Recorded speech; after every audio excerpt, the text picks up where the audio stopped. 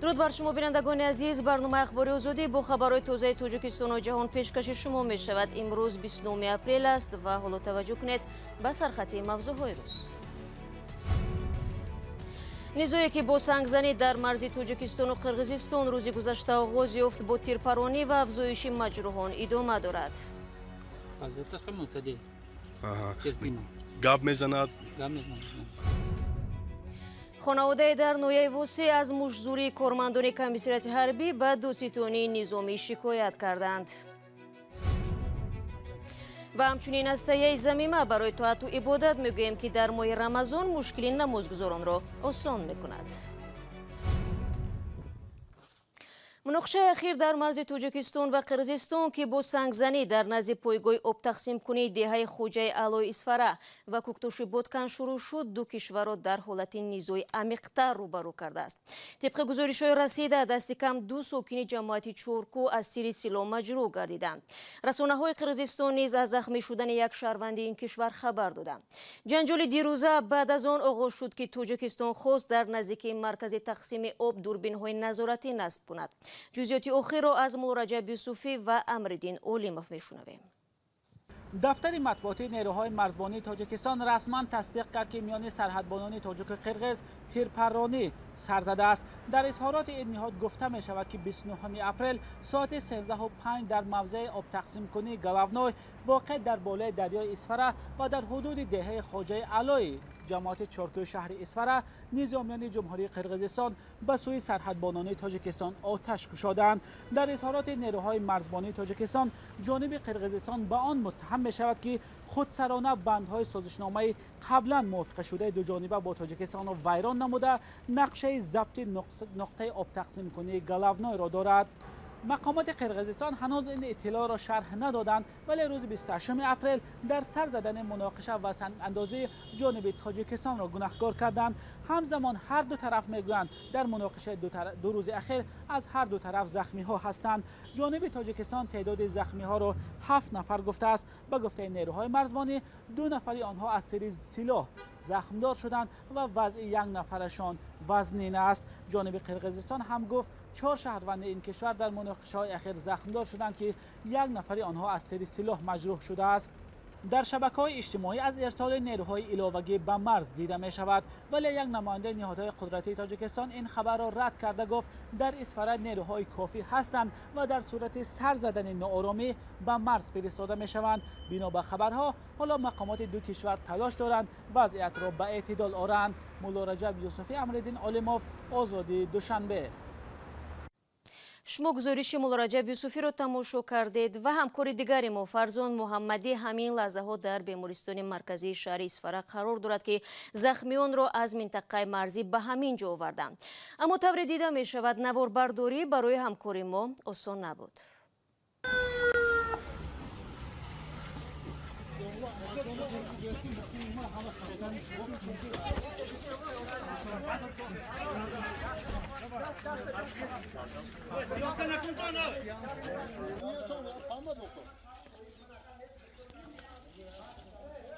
салому алейкум ако. Пахши, мо журналист ҳастем. чӣ гап аст?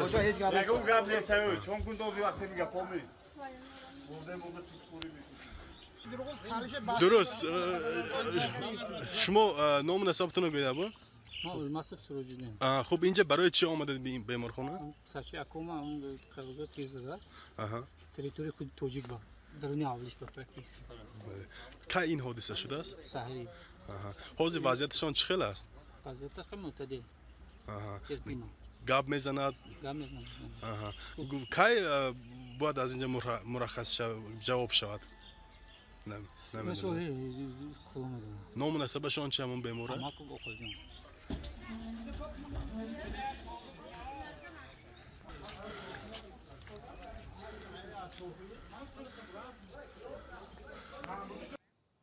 бинандагони азиз, радиои Озодӣ таҳаввулот дар марзи Тоҷикистону Қирғизистонро пайгирӣ дорад ва шуморо дар ҷараён хоҳад гузошт.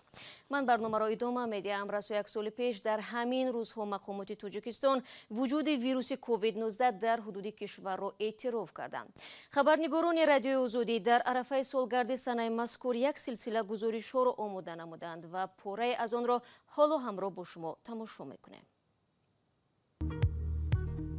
در ناحیه جبار رسولوف بود. اولی مراتبه ما همو وها اونجا بیمار ما میگفتیم اون علامت‌های همین بیماری بود که ما اینهای گرفته کرانتین به بیمارخانه سرایتی شهر خوجان بستری کنانیم. وقتی که ما انالیزاشون گرفته تحلیل‌ها رو به دوشنبه سپردیم. اون وقتا ما تحلیلات نداشتیم پایدمی کووید بعد تصدیق شده اومد.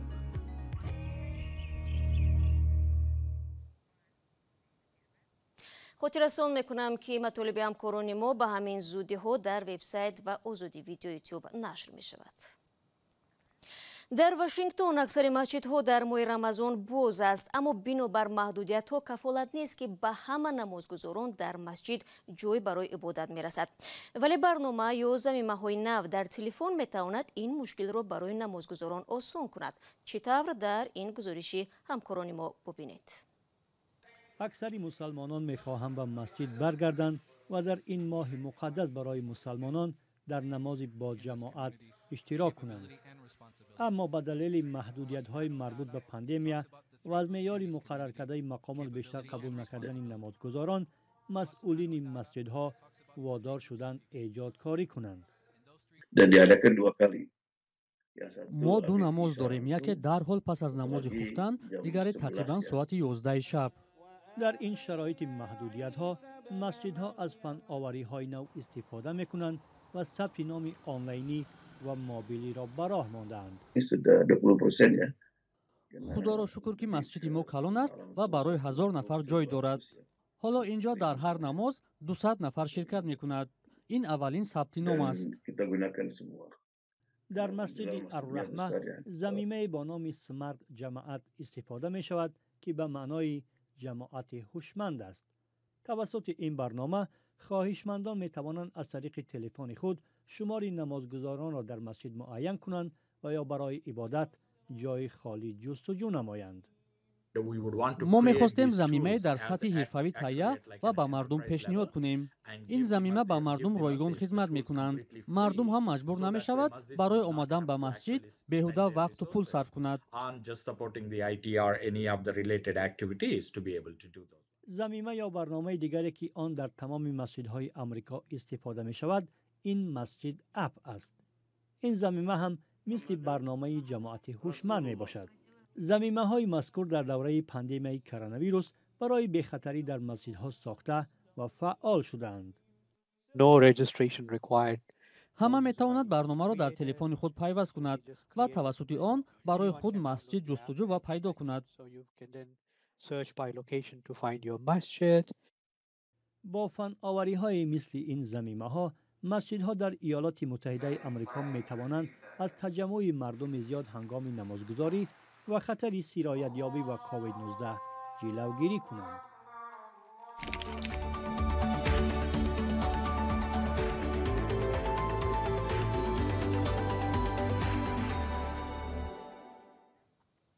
برمیگردیم به خبرهای توجیکستان. یک خانواده در نویه ووسه از کارمندان کمیسریات و جماعت خدای رجبوف به دوستان حربی شکایت بردند.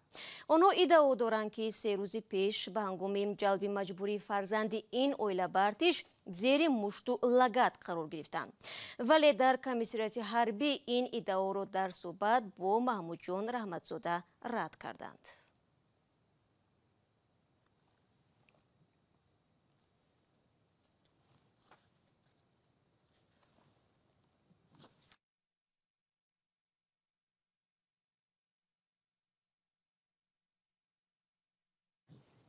خب بینندگان عزیز، برنامه آزادی را ادامه میدیم و حالا یک خبر هست. دادگاه نویه 5 ولایت ختلون با بررسی قضیه مرگ میرانشو جمعیف افسر شعبه امور داخلی این نویه شروع کرد. میرانشوی 25 ساله روز 7 فوریه امسال در شعبه امور داخلی نویه 5 بر اثر ضربی تیر جان باخت و در کرسی عیبداری باشد. نسیم امیرزاده دانشجوی سال 4 بخش غایبانه اکادمی وزارت کارهای داخلی نشسته است. امیرزاده از روی اتهام کشتار از بی‌احتیاطی در دادگاه پاسخ میگوید و باید گفت که این مدت به مهلت از 2 تا 5 سال زندان و محروم نمودن از اشغال منصب را پیش بینی میکند.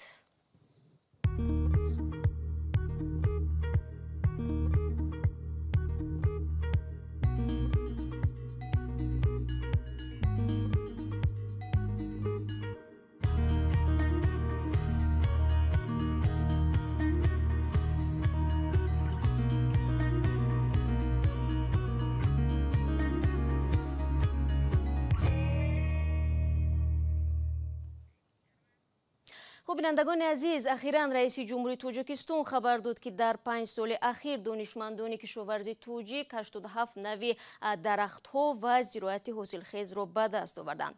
худи олимони арсаи кишоварзӣ мегӯянд ки чунин пайвандсозиҳо бештар ҳадафи пешгирӣ аз асароти номатлуби тағйироти ҷаҳонии иқлимро дар пай доштааст. Ба радио Суфӣ мавзӯро идома медиҳад. гиёҳшиносон ё ботаникҳои Тоҷикистон ахиран чанд намуди нави себро ба вуҷуд оварданд ки ба шароити баландкӯҳ мутобиқ буда метавонад дар заминҳои лалмии кӯҳистон ҳосили зиёд диҳад. ин яке аз даҳҳо ихтирои селексионӣ ё беҳтарсозии навъи зироат аст ки дар боғҳои пажӯҳишгоҳи боғпарварию зироаткории Академияи илмҳои кишоварзии Тоҷикистон анҷом дода мешавад.